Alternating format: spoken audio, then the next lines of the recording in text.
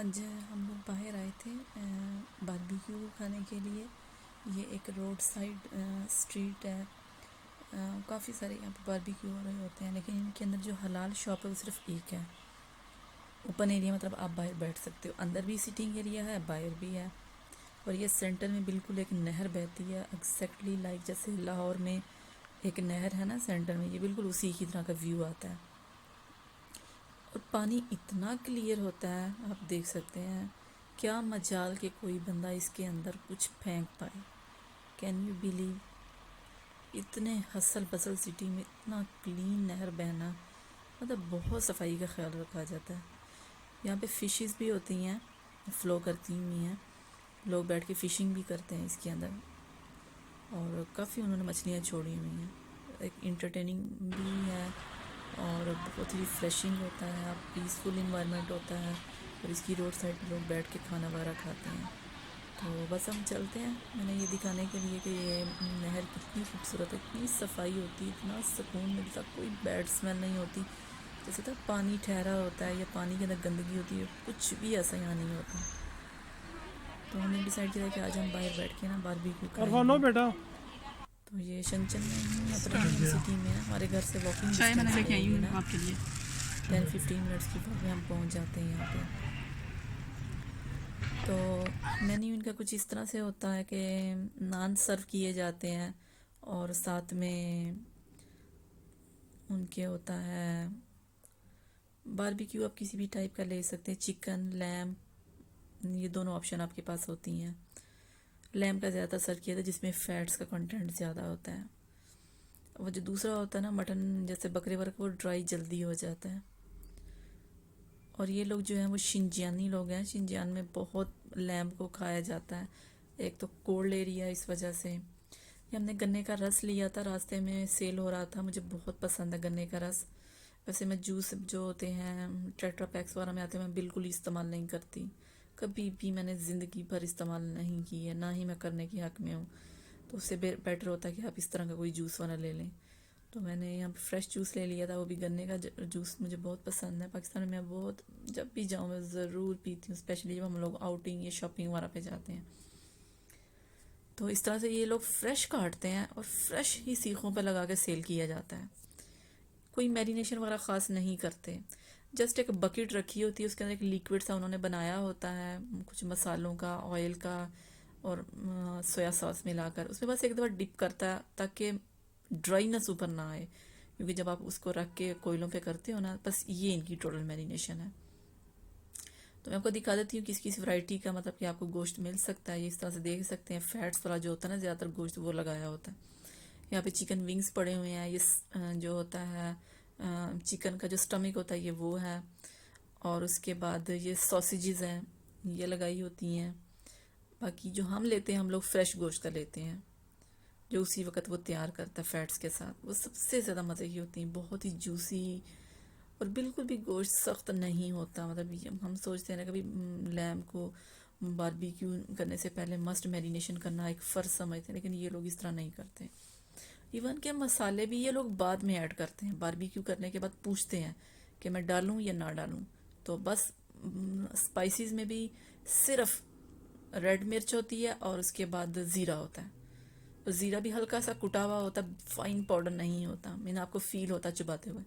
तो ये बाद में एंड पे बस ऊपर डाल देते हैं। और नाइफ इतनी शार्प होती है इनकी कि बस रखता है और टकाटक कटिंग हो रही होती है। ये सबसे अच्छी ऑप्शन ये भी है कि ये वेजीज की ऑप्शन भी है, मशरूम्स हैं, और उसके बाद लेडी फिंगर है, गार्लिक भी ये लोग खाते हैं रॉ फॉर्म में। उसके बाद ये ब्रेड के बन छोटे छोटे बनाए होते हैं, स्टीम बन होते हैं। फिर ये दूसरी ऑस्टर मशरूम है, ये यहाँ पर पड़ा हुआ टोफू पड़ा हुआ है, ड्राई फॉर्म में होता है ये टोफू। ये भी टोफू की डिफरेंट डिफरेंट शेप्स दी होती हैं। ये फ्राइड टोफू होता है, ये ड्राई फिश होती है, इसका भी बारबेक्यू होता है, अच्छी होती है ड्राई फिश भी। उसके बाद ये तो वेजिस कह लें थोड़ा। और ये जो है ये भी एक मशरूम्स हैं जो पीछे है। उसके बाद देखें आप, गोभी भी पड़ी हुई है, फिर यहाँ पे दूसरी वाली पत्तों वाली गोभी है, फिर ये कुछ बीन्स हैं। फिर इसके बाद बड़ी बड़ी जो रेड मिर्चें होती हैं ना, शिमला मिर्च की तरह की, ये है। फिर ये दूसरी मिर्ची थोड़ी सी स्पाइसी होती हैं। ये एग प्लांट है, ये मुझे बहुत पसंद है इनका एग प्लांट। ये भी मैं लूँगी, ये भी बारबेक्यू करवाऊँगी। यहाँ पे जनाब कॉर्न पड़ी हुई हैं, आप कॉब को ना करवा सकते हैं बारबेक्यू, इवन के धनिए का भी करते हैं, आप देखिए कॉर्नर में धनिया भी पड़ा हुआ है। तो सारा बहुत अच्छा होता है टेस्ट में। अभी बारबेक्यू स्टार्ट नहीं हुआ था, कोयलों को गर्म अभी कर रहा था, गोश्त की भी कटिंग हो रही थी। हम जो फ्रीज़र में चीज़ पड़ी हुई थी वो मैं नहीं लेती, ना मेरे हस्बैंड को पसंद है, हम तो फ्रेश बनवाते हैं। गोश्त भी हम यहीं से लेते हैं।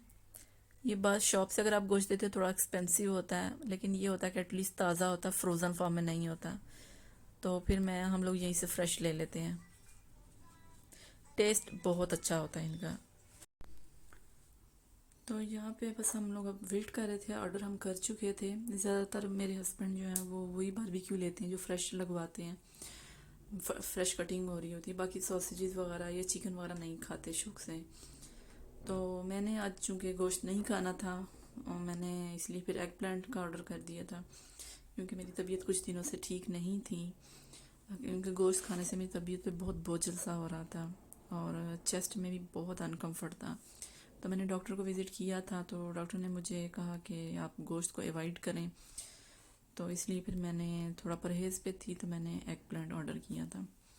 रोटियाँ इनकी बहुत मज़े की होती हैं, इवन कि मैं एक्स्ट्रा घर भी ले आती हूँ सम टाइम, या मैं बिज़ी हूँ या मैं कोई अपनी जॉब वगैरह की, क्योंकि मैंने ऑनलाइन काम करना होता है। तो फिर मैं क्या करती हूँ कि ये रोटियाँ यूज़ कर लेते हैं हम।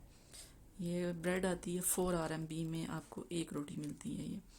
ये डिपेंड करता है कि रोटी का वज़न कितना है। ये सबसे चीपर आपको मिलती है, क्योंकि इनका वज़न कम होता है। जूँ ये वेट में ज़्यादा होती जाती है, थिक होती जाती है, प्राइस बढ़ती जाती है। इवन के 10 RMB में भी मिलती है ये रोटी। तो ये साइज़ पे डिपेंड करता है, उसके वज़न पे। तो इवन कि मेरी बेटी भी बहुत शौक से ये वाली रोटी खाती है, लेकिन इसका मसला ये होता है कि थोड़ी हार्ड होती है, इसको खाना ना थोड़ा मुश्किल होता है, गरम गरम ही सही रहती है। तो लेकिन इसका ये फ़ायदा कि ये लॉन्ग टाइम तक पड़ी रहती हैं। बिल्कुल इनका टेस्ट होता है जैसे क्रिस्पी बिस्किट्स की तरह होता है, अगर आप ड्राई फॉर्म में खाते हैं। और गर्म करके खाते हैं तो बिल्कुल रोटी की तरह नरम हो जाता है, पानी लगाए गर्म कर लें तो मतलब बहुत अच्छा इनका टेस्ट होता है, और ये बड़ी ख़राब भी नहीं होती। बच्चे भी इवन के इतने शौक से खाते हैं इसको। वैसे मेरी बेटी रोटी नहीं शौक से खाती। तो मैं तो इंतज़ार कर रही थी कि मुझे मतलब कि अपने एग प्लांट का कि उसका बारबेक्यू आए, क्योंकि मैं जो वेजीज लेनी थी फूड में।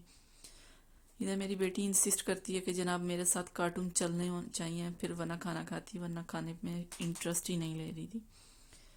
और दूसरा प्रॉब्लम यह है कि जब आप गोश्त या बारबेक्यू इस तरह की कोई चीज़ खाते हैं तो उसके साथ मस्ट कोई ग्रीन टी होनी चाहिए, या कोई योगर्ट, या कोई, हमें चूंकि पाकिस्तान में तो आदत है हम इस तरह खाते हैं।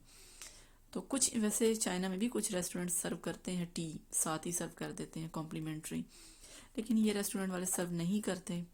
तो फिर मैं क्या करती हूँ, मैं बॉटल में थोड़ी सी ग्रीन टी बनाकर ले जाती हूँ। तो फाइनली जनाब मेरा एक प्लांट पहुँच गया था। तो कुछ लोगों का सर्व करने का तरीका ये होता है कि वो इसको थोड़ा थोड़ा चॉप कर लेते हैं, अंदर ही स्टैबिंग के से कट लगा देते हैं, इस तरह ये लंबा लंबा नहीं होता। लेकिन ये लोगों ने इस तरह नहीं किया हुआ था, बट टेस्ट में बेस्ट था, एक्सीलेंट था, 10/10। इसके ऊपर हल्का सा जो मसाला होता है, कुछ भी नहीं होता इसमें। क्या होता है, गार्लिक को चॉप किया होता फाइनली, और रेड चिलीज़ की होती हैं, और उनको घी में थोड़ा सा उन्होंने फ्राई किया होता है। और उसके बाद इसके जो एग प्लांट होता है इसको हल्का सा रोस्ट करते हैं, कट लगाते हैं और उसके अंदर डाल देते हैं। मैं इंशाल्लाह किसी दिन ट्राई करूँगी घर में भी। घर में तो बारबेक्यू हम नहीं कर सकते, लेकिन एयर फ्रायर में या आप अपने ओवन में इसको बना सकते हो। सो आई विल डेफिनेटली ट्राई और शेयर इट्स रेसिपी। तो बस मैंने फिर अपना, और ये साइज़ में अच्छा खासा बड़ा होता है, क्योंकि इनका egg plant regular egg plant की तरह नहीं होता। हम देखते हैं पूरा वो एक डिश के अंदर पड़ा हुआ है। इतना ज़्यादा क्वांटिटी में होता है कि मैं उस टाइम भी खाती हूँ, और मैं साथ पैक करवा के इसी को ले आती हूँ, और मैं नेक्स्ट टाइम डे भी इसको खाती हूँ।